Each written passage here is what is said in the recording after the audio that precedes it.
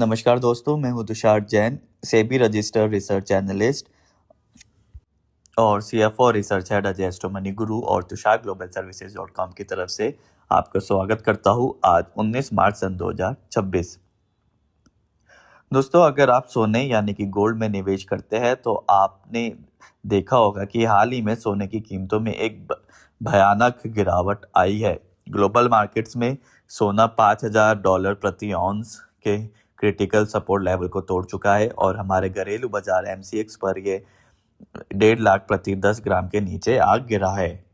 अक्सर हम सोचते हैं कि जब दुनिया में संकट हो तो सोना सबसे सुरक्षित माना जाता है, तो फिर ऐसा क्या हुआ कि सोने के भाव अचानक धड़ाम हो गए। आज हम इन्हीं 4 बड़े कारणों को डिकोड करेंगे। वीडियो में आगे बढ़ने से पहले दुनिया के सबसे महान इन्वेस्टर वॉरेन बफे का एक मशहूर कोट है, be fearful when others are greedy and greedy when others are fearful. यानी कि जब दूसरे लालची हो तो डरे और जब दूसरे डर रहे हो तो लालची बनो। मार्केट के इस डर को समझने के लिए हमें इसके पीछे का गणित समझना होगा। यूएस फेड ने अपनी ब्याज दरों को 3.5 से 4.25 यानी कि 3.50% से 3.75% पर स्थिर रखा है और उनका रवैया काफी हॉकिश है। और आसान भाषा में कहे तो 2026 के अंत तक रेट कट की कोई उम्मीद फिलहाल नजर नहीं आ रही है। अब क्योंकि सोना आपको कोई ब्याज या डिविडेंड नहीं देता, इसलिए जब ब्याज दरें लंबे समय तक ज्यादा रहती है तो निवेशक सोने की बजाय बॉन्ड्स यानी कि यूएस ट्रेजरी बॉन्ड्स की तरफ भागते हैं, जहां उन्हें फिक्स्ड रिटर्न मिलता है।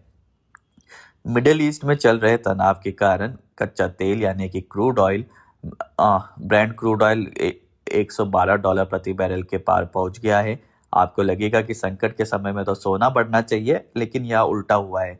तेल महंगा होने से महंगाई यानी कि इन्फ्लेशन का डर फिर से वापस आ गया है। इस स्टिकी इन्फ्लेशन से लड़ने के लिए सेंट्रल बैंक्स को ब्याज दरें ऊंची रखनी पड़ेगी, जिससे शॉर्ट टर्म में सोने की चमक फीकी पड़ सकती है। सेंट्रल बैंक्स को अपनी ब्याज दरें ऊंची रखनी ही पड़ेगी क्योंकि मसाले, खुशबू और प्योर झाग टेस्ट से भर दे हर जुबां पे स्वाद। एवरीडे मसाले, देश का स्वाद।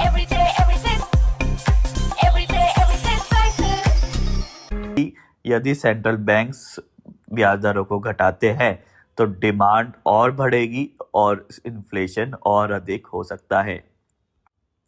मशहूर फंड मैनेजर पीटर लिंच ने कहा था, know what you own and know why you own it.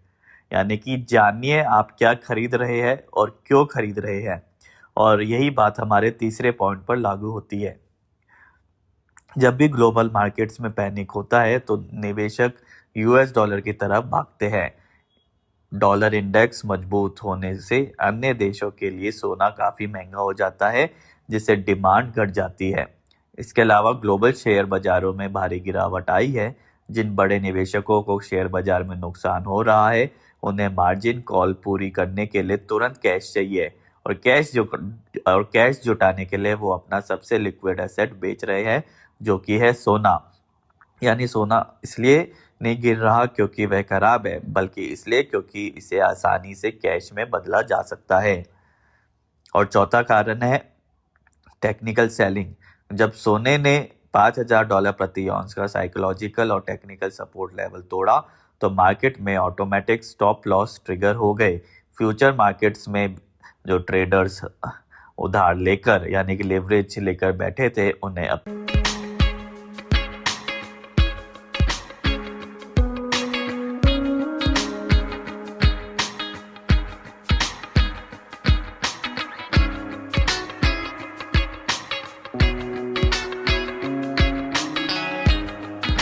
Position तुरंत काटनी पड़ी, जिससे गिरावट और ज्यादा तेज हो गई।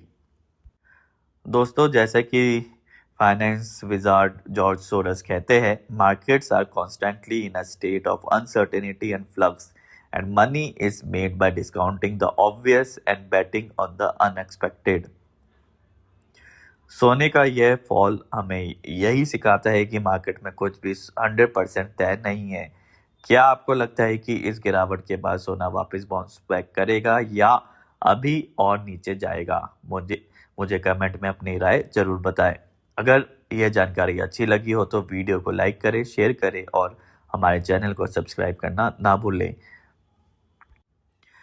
मैं हूँ आपका दोस्त तुषार जैन और आप हमारे डिस्क्लेमर को भी जरूर ध्यान से पढ़ें कि ये सभी इंफॉर्मेशन, रिसर्च और एनालिसिस केवल रिसर्च, ट्रेनिंग और एजुकेशन पर्पसेस के लिए है।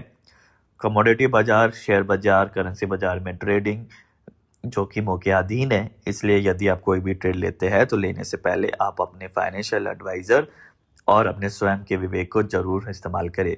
तो आज के एपिसोड में इतना ही। आप देखते रहिए जस्ट मनी गुरु। मिलते हैं अगले वीडियो में।